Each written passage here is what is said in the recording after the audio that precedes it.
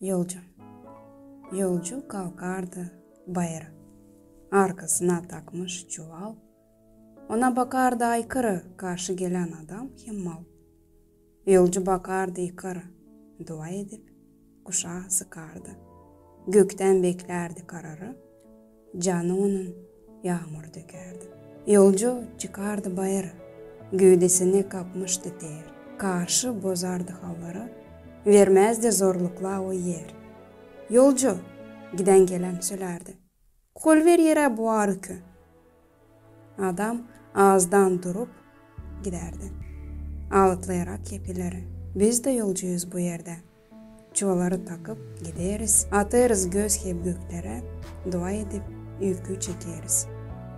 Çuvalında neler büyük var. Arkalarını kırar döker. Var mı küsü? Sancı mı var? Üfken ve seninse küsü çok ağır. Üfke acı. Çeker aşağı taşlar gibi. Sen de ağrırsın yılacı. Hastalıklıysa yok dibi. Durgun da soluklan yolcu. Bak yolunda siyerin pınar. Arkaların dolmuş sancı.